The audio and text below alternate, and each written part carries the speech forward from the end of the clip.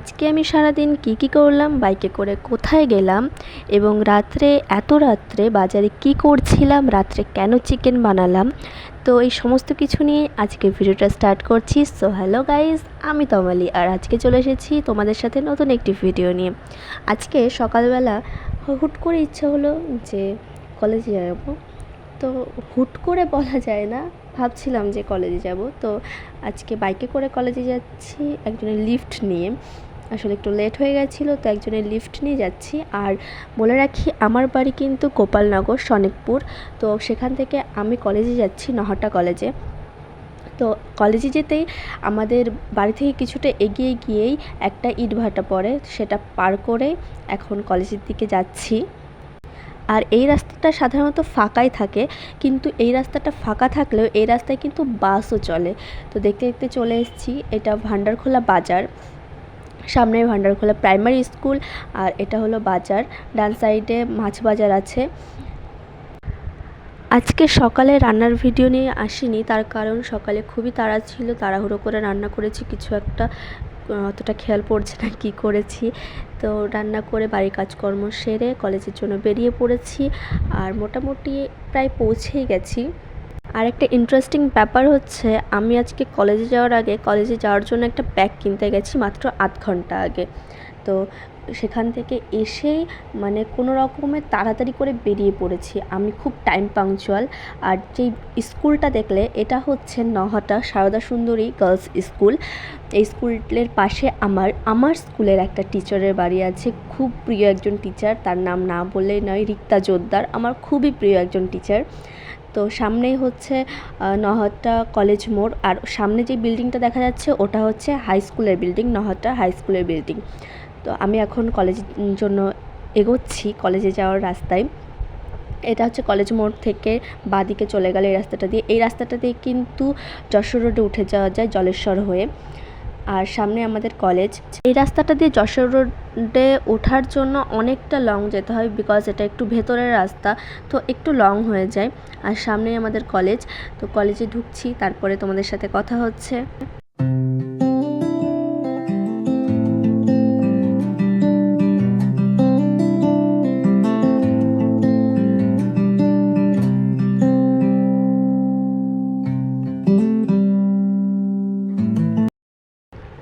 আর এটা হলো আমাদের কলেজ। আজকে আমার ফার্স্ট ডে কলেজে। তো খুবই এক্সাইটেড এবং আমি একটু নার্ভাস, কারণ আমি যে কোনো একটু স্পেশাল কিছু হতে গেলে আমি খুব নার্ভাস হয়ে যাই। আমার কেমন একটা অস্বস্তি ফিল হয় এবং ভয় ভয় লাগে। তো এটা হচ্ছে কলেজের ভেতরটা, খুবই সুন্দর। ভেতরে ঢুকে আমার ভীষণ ভালো লেগেছে, এত সুন্দর অ্যাম্বিয়েন্স আর এত সুন্দর সাজানো গোছানো, আমার ভীষণ ভালো লেগেছে কলেজটা। আর ভালো লাগারই ব্যাপার, কারণ যেখানে থাকবো 3টে বছর পড়াশুনো করব, যেখানে সমস্ত কিছু আমাকে করতে হবে, তো সেই জায়গাটা ভালো না লাগিয়ে তো কোনো কিছু করা যায় না, না ভালো তো লাগাতেই হবে। তো যাই হোক, ভেতরে চলে এসেছি। এটা হচ্ছে ফার্স্ট ফ্লোরে আমাদের আজকে যে কাজটা ছিল, সেই জন্য আজকে আমাদের ফার্স্ট ফ্লোরে একটা রুম সিলেক্ট করা হয়েছে। তো আমি রুমের দিকে এগোচ্ছি। এত তাড়াতাড়ি কেউ আসেনি কলেজে, আমি একটু ফার্স্ট এসেছি, বিকজ আমি একটু টাইম পাংচুয়াল। আমাদের টাইম দেওয়া হয়েছিল 11টায়, তো আমি 11টায় চলে এসেছি। আমি 1 মিনিটও লেট পছন্দ করি না। আর এটা হচ্ছে আমাদের কলেজের ভেতরের রুম। তো কলেজে তো তেমন একটা ভিডিও করিনি, বিকজ কাজ ছিল, অনেক রকমের ফর্মালিটি ছিল, তো সেইগুলো কমপ্লিট করে আর সময় হয়নি যে ভিডিও করব, এনার্জিও ছিল না সত্যি কথা বলতে। আর বেরিয়ে পড়েছি।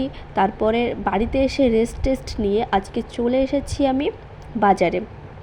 এটা হচ্ছে গোপালনগর বাজার, মানে আমার বাড়ি থেকে খুব সম্ভবত 3 কিলোমিটারের ডিস্টেন্স আছে। এটাই হচ্ছে আমাদের কি বলবো, মানে পার্মানেন্ট একটা অ্যাড্রেস, গোপালনগর। তো গোপালনগর এসেছি একটু বাজার করে তারপরে একটু এটিএমে যাব টাকা তুলতে। তো আমি এখন এটিএমের সামনে আছি, এসবিআই এটিএম, ওপরে এসবিআই ব্যাঙ্ক আর নিচে এটিএম। তো এটিএম থেকে টাকা রিসিভ করে দেন বেরিয়ে যাব আর সোজা যাব বাড়িতে, কারণ বাজারের সমস্ত কাজই মোটামুটি কমপ্লিট হয়ে গেছে। আর একটা কথা কি, গোপালনগরে এর আগে কিন্তু এত ঘন ঘন রেস্টুরেন্ট ছিল না, যেটা না বললেই নয়। রিসেন্ট 1 মাসের মধ্যে এত রেস্টুরেন্ট হয়ে গেছে। গোপালনগরে এত রেস্টুরেন্ট ছিল না। হ্যাঁ, কোনো একটা ফাস্ট ফুডের দোকান ছিল যেখান থেকে মানে টুকটাক খাবার নিয়ে আসা যায়, কিন্তু বসে খাওয়ার মতো অ্যাম্বিয়েন্স কোথাও ছিল না। কিন্তু রিসেন্ট গোপালনগরে প্রচুর পরিমাণে, মানে প্রচুর পরিমাণে বলছি কেন, প্রচুর রেস্টুরেন্ট হয়ে গেছে। তো যেটা আর কি কনসেপ্টটা খুব ভালো লাগছে, যে না আমাদের এলাকায় আমাদের একটা মানে অনেক রেস্টুরেন্ট হয়েছে যেখানে বসে একটু আড্ডা দেওয়া যাবে ফ্রেন্ডসদের সাথে। তো সেটা খুব ভালো লাগছে। তো যাই হোক, এখন বাড়ি থেকে এগোচ্ছি। আর এটা হলো গোপালনগর কালীবাড়ি। এখান থেকে আমি পাল্লা রোড দিয়ে যাই, কারণ সনেকপুরে যে রোডটা, সেই রোডটা খুবই ভাঙা। তো আমি সাইকেলে গেলেও আমি পাল্লা রোড হয়েই যাই, এবং টোটোতে আসলেও আমি পাল্লা রোড হয়েই আসি। মানে আমি পাল্লা রোড দিয়েই, পাল্লা রোডটাই আমি প্রেফার করি, কারণ সনেকপুরের রাস্তা এত ভাঙা, আমি সনেকপুরের রাস্তায় আমি যাতায়াত করতে পারি না, অসম্ভব ব্যাপার। হ্যাঁ, খুব এমার্জেন্সি হলো ঠিক আছে যাওয়া যায়, কিন্তু সব সময় আমি সনেকপুরের রোড দিয়ে যাতায়াত করি না। আর এটা হচ্ছে গোপালনগর থানা। গোপালনগর থানার ভেতরে কিন্তু খুব ভালো একটা পার্ক আছে, কিন্তু পার্কটার যত্ন নেওয়া হয় না, যার জন্য। আর পার্কটা সবসময় বন্ধই থাকে, বেশিরভাগ সময় বন্ধই থাকে। আর সামনে হচ্ছে রেলগেট। একটা ইন্টারেস্টিং স্টোরি হচ্ছে, আজকে আমি স্বপ্নে এই রেলগেটটাই দেখেছি। মানে আমাদের এখানে হচ্ছে রেলগেটে একটা ট্রেনই চলাচল করতে পারে, আর মাঝেগ্রাম বলে একটা স্টেশন আছে, সেখানে একটা ক্রসিং লাইন আছে। তো দুটো ট্রেন আর কি ক্রসিং হয়, কিন্তু একটাই ট্রেন যাতায়াত করতে পারে আর কি। মানে আমি অত বুঝি না, যাই হোক। তো এই যে ট্রেনটা যাচ্ছে, আমি স্বপ্নে দেখেছি যে আমাদের এখানে 3টে লাইন হয়েছে ট্রেন যাতায়াতের। তো আমি এই রেলগেটটা নিয়ে আজকে স্বপ্ন দেখেছি, আর আজকেই আমি গোপালনগরে এসেছি। তো একটু অন্যরকম লাগছিল, মানে আমি একটু ট্রেনটাকে খুব ভয় পাই, তো আমার একটু অন্যরকম লাগছিল। যাই হোক, রেলগেটটা পার করে আমি বাড়ির রাস্তায় ঢুকে গেছি। আমাদের বাড়ির রাস্তাটা, মানে বাড়িতে যাওয়ার যে রাস্তাটা, বাড়ির রাস্তা বলা যায় না, কারণ এটা পাবলিক রাস্তা। তো বাড়িতে যাওয়ার যে রাস্তাটা, সেটা কিন্তু খুবই মানে অন্ধকার, লাইট মানে কোথাও কোথাও আছে। আর সামনে একটা খুবই আমার খুব পছন্দের একটা জায়গা, সেটা হচ্ছে আশ্রম। আশ্রমটা আমাদের বাড়ির পাশে। এই যে আশ্রমের গেট, আমি একদিন আশ্রমের ভ্লগ নিয়ে খুব শীঘ্রই আসছি। আশ্রমটা আমার খুবই পছন্দের একটা আমার কাছে জায়গা, আমার খুবই মানে কাছের। তো আমি আশ্রমের ভিডিও নিয়ে খুব তাড়াতাড়ি আসছি, আর বাড়িতে এসে রান্না বসিয়ে দিয়েছি। হ্যাঁ, এবার যেটা বলি, চিকেনটা কেন করছি। আমি অনেক দিন ধরেই ভাবছি একটু অন্য রকমভাবে চিকেন করব। আর আজকাল আমাদের বাড়িতে চিকেন আসলে মানে আগে এই কনসেপ্টটা ছিল না আমাদের বাড়িতে, ওই কোনো রকমের রান্না হতো, কিন্তু এখন আমাদের বাড়িতে চই ঝাল এবং ক্যাপসিকাম দিয়ে চিকেনটা হয়। তো মাঝে একদিন করেছি, এত ভালো লেগেছে। তো আমার মনের মধ্যে শুধু ডাকছে যে আমি একটু আজকে চিকেন করব। সারাদিন মাকে পাগল করে দিচ্ছি, মা আজকে চিকেন হবে। তো মা বললো ঠিক আছে, যা বাজারে যা চিকেন নিয়ে আয়। এটা হচ্ছে আমার বাজারে যাওয়ার রিজন। সন্ধ্যাবেলা যে আমি কেন বাজারে গেলাম আমি চিকেন আনতে, আর বাড়িতে এসে আমি রান্না বসিয়ে দিয়েছি অলমোস্ট 7:30টায়। আজকে রান্না করতে করতে 10টা বেজে গেছে, 11টা বাজেনি। খাওয়া দাওয়া কমপ্লিট হতে হতে 11টা বেজে গেছে। এত রাত্রে আমরা খাই না, আমরা সাধারণত 9টার মধ্যে খাওয়া দাওয়া কমপ্লিট করে ফেলি, তারপরে কিছুক্ষণ রেস্ট নিই, দেন শুয়ে পড়ি।